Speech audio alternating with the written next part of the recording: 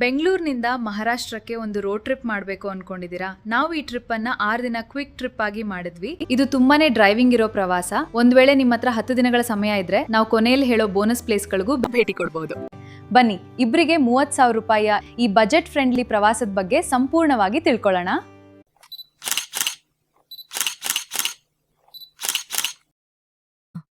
ಮೊದಲನೇ ದಿನ ಬೆಳಿಗ್ಗೆ 4 ಗಂಟೆಗೆ ಬೆಂಗಳೂರಿನಿಂದ ಹೊರಡಿ.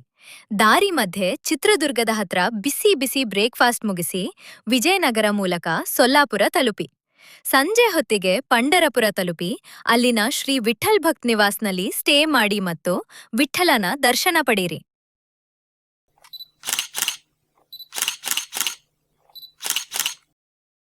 ಎರಡನೇ ದಿನ ಔರಂಗಾಬಾದ್ಗೆ ಪ್ರಯಾಣ ಬೆಳೆಸಿ. ಅಲ್ಲಿ ಸಿದ್ಧಾರ್ಥ್ ಗಾರ್ಡನ್ ಹತ್ರ ಇರುವ ಅತ್ಯುತ್ತಮ ಹೋಟೆಲ್ಗಳಲ್ಲಿ ಸ್ಟೇ ಮಾಡಿ ಫ್ರೆಶ್ ಅಪ್ ಆಗಿ ಆಮೇಲೆ ಅಲ್ಲಿನ ಝೂ ವೀಕ್ಷಿಸಿ. ಸಂಜೆ ಬೀಬಿಕಾ ಮಕ್ಬರಾಕ್ಕೆ ಹೋಗಿ ಅಲ್ಲಿನ ಲೈಟ್ ಶೋ ನೋಡಿ ನಂತರ ಸ್ಲೀಪಿಂಗ್ ಬುದ್ಧ ಸ್ಟ್ಯಾಚ್ಯೂ ವೀಕ್ಷಿಸಿ ರೂಮ್ಗೆ ವಾಪಸ್ ಬನ್ನಿ.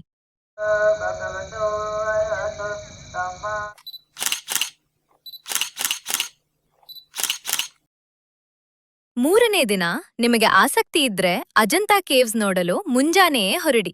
ಇಲ್ಲವಾದ್ರೆ ದೈವಿಕ ಅನುಭವಕ್ಕಾಗಿ ಕೃಷ್ಣೇಶ್ವರ್ ಜ್ಯೋತಿರ್ಲಿಂಗಕ್ಕೆ ಭೇಟಿ ಕೊಡಿ.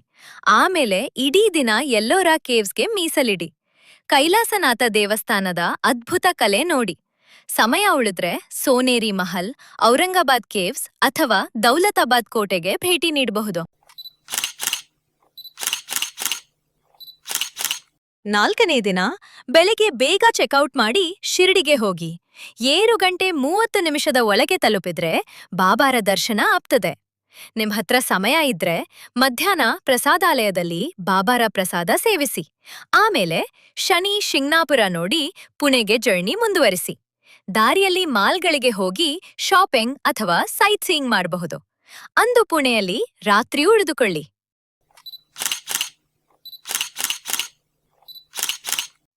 5ನೇ ದಿನ ಪುಣೆಯ ಶ್ರೀಮಂತ್ ದಗಡುಶೇಠ್ ಹಲವಾಯಿ ಗಣಪತಿ ಮಂದಿರಕ್ಕೆ ಭೇಟಿ ಕೊಡಿ. ದೇವಸ್ಥಾನದ ಹತ್ತಿರವೇ ಬ್ರೇಕ್ಫಾಸ್ಟ್ ಮುಗಿಸಿ ಸಮಯವಿದ್ರೆ ಶನಿವಾರ ವಾಡ, ನಾನಾವಾಡ, ಲಾಲ್ ಮಹಲ್, ಆಗಾ ಖಾನ್ ಪ್ಯಾಲೇಸ್ ಅಥವಾ ಮಹಾಡ್ಜಿ ಶಿಂಧೆ ಛತ್ರಿಯನ್ನ ನೋಡಬಹುದು. ನಾವು ಗಣಪತಿ ದರ್ಶನ ಮುಗಿಸಿ ಅಂದು ನೇರವಾಗಿ ಬಾದಾಮಿಗೆ ಜರ್ನಿ ಮಾಡಿ ಬಾದಾಮಿ ಕೇವ್ ಟೆಂಪಲ್ಸ್ನಿಂದ ಸುಮಾರು 5 ಕಿಲೋಮೀಟರ್ ದೂರದಲ್ಲಿ ಹೋಟೆಲ್ನಲ್ಲಿ ಉಳಿದುಕೊಂಡ್ವಿ.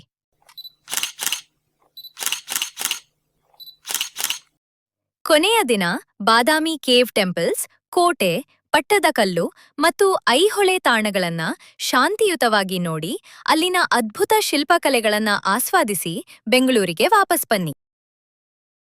ನಾವು ಈ 6 ದಿನಗಳ ಪ್ರವಾಸಕ್ಕೆ ಒಟ್ಟು 30,000 ರೂಪಾಯಿ ಖರ್ಚು ಮಾಡಿದ್ದು. ಇದರಲ್ಲಿ ಸ್ಟೇ, ಫುಡ್, ಪೆಟ್ರೋಲ್ ಮತ್ತೆ ಆನ್ಯುವಲ್ ಫಾಸ್ಟ್ ಟ್ಯಾಗ್ ಪಾಸ್ ಎಲ್ಲವೂ ಸೇರಿದೆ. ಇಬ್ಬರಿಗೆ ಇದು ಪರ್ಫೆಕ್ಟ್ ಬಜೆಟ್ ಟ್ರಿಪ್.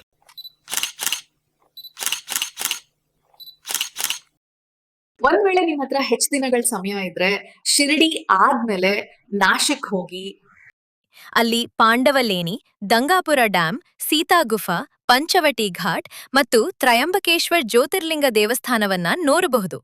ನಂತರ ಪುಣೆಗೆ ಬನ್ನಿ. ಅಲ್ಲಿಂದ ಮಹಾಬಲೇಶ್ವರ್ಗೆ ಹೋಗಿ ಅಲ್ಲಿನ Kate's point, Mapro garden, Parsi point, Venna lake boating ಮತ್ತು ಪ್ರತಾಪಗಡ ಕೋಟೆಯನ್ನ ನೋಡಿ. ಕೊನೆಯದಾಗಿ ಕೊಲ್ಹಾಪುರಕ್ಕೆ ಹೋಗಿ ಅಲ್ಲಿ ರಂಕಾಲಾ ಲೇಕ್, ತೀನ್ ದರ್ವಾಜಾ, ಅಂಬಾಬಾಯಿ ಮಹಾಲಕ್ಷ್ಮಿ ದೇವಸ್ಥಾನ, ನ್ಯೂ ಪ್ಯಾಲೇಸ್ ನೋಡಿ. ಹೋಟೆಲ್ ರಾಜಪುರುಷದಲ್ಲಿ ಮಸ್ತ್ ಥಾಲಿಯನ್ನ ಸವಿದು ಆಮೇಲೆ ಬಾದಾಮಿಗೆ ಬಂದು ಬೆಂಗಳೂರಿಗೆ ವಾಪಸ್ ಬರಬಹುದು. ಹೀಗೆ ನಮ್ಮ ಈ ಮಹಾರಾಷ್ಟ್ರ ರೋಡ್ ಟ್ರಿಪ್ ಮುಗೀತು. ಈ ಪ್ಲಾನ್ ನಿಮ್ಗೆ ಇಷ್ಟ ಆದರೆ ಲೈಕ್ ಮಾಡಿ, ಶೇರ್ ಮಾಡಿ ಮತ್ತು ನಮ್ಮ ಚಾನಲ್ಗೆ ಸಬ್ಸ್ಕ್ರೈಬ್ ಆಗಿ. ಮುಂದಿನ ವ್ಲಾಗ್ನಲ್ಲಿ ಸಿಗೋಣ.